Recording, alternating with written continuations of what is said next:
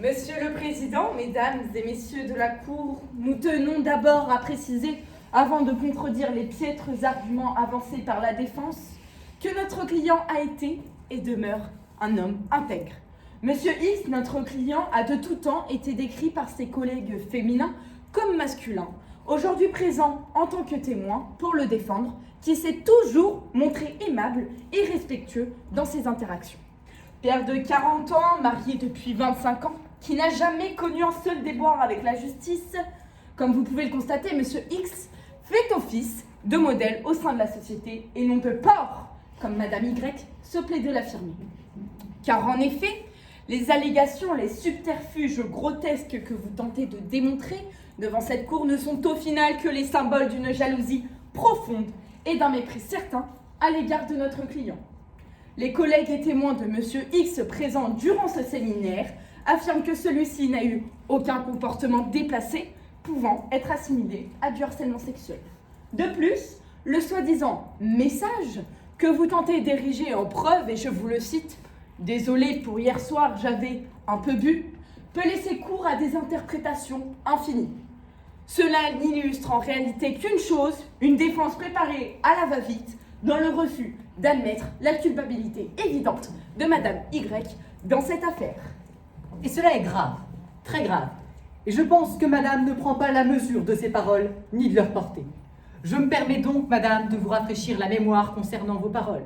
Vous avez déclaré il y a en effet quelque temps sur le réseau social Twitter, c'est-à-dire sur la sphère publique, ce que se permettent tous ces hommes de pouvoir qui se conduisent comme des porcs envers les femmes.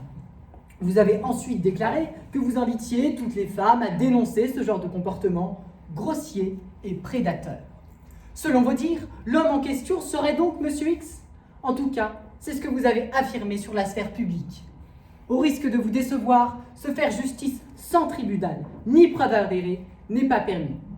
Dès lors, il ne fait aucun doute que ce que vous avez déclaré publiquement n'est que diffamation. Heureusement que cette cour n'est pas assez crédule pour vous laisser diffamer en toute impunité.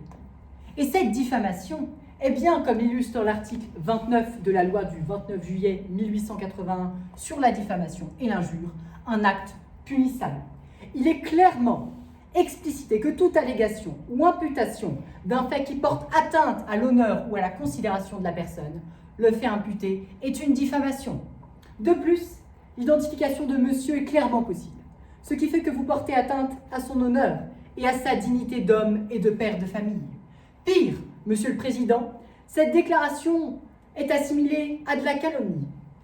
Car en effet, comme le démontre l'article 226-10 du Code pénal, vous ne pouvez pas dénoncer un fait de nature à entraîner des sanctions judiciaires, administratives ou disciplinaires, alors que vos allégations sont inexactes. Madame se rend donc alors coupable du délit de dénonciation calomnieuse. C'est alors que notre client est, depuis le lancement de cette affaire juridique, contraint de ne plus exercer sa profession.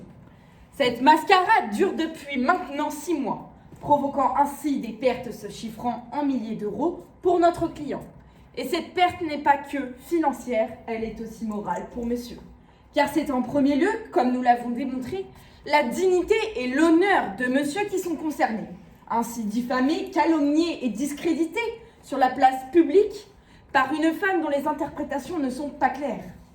C'est pourquoi, Monsieur le Président, nous sommes contraints d'exiger 50 000 € de dommages et intérêts afin que notre client puisse retrouver sa vie d'avant. Cependant, Monsieur X ne souhaite pas que Madame Y soit incarcérée en dépit de la félonie dont elle a fait preuve à son égard.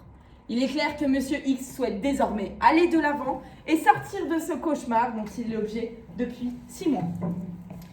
Mais cette affaire souligne des enjeux bien au-delà d'une simple affaire entre particuliers. En effet, cela souligne la question de la diffamation et de l'affirmation de faits non avérés sur les réseaux sociaux.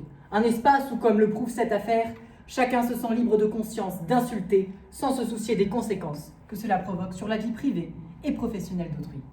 Il est urgent pour notre société contemporaine et sa justice de se soucier de cet espace qui semble exempt de tout contrôle strict, afin que nul ne puisse souffrir, comme cela a été le cas pour monsieur, d'allégations calomnieuses et diffamatoires.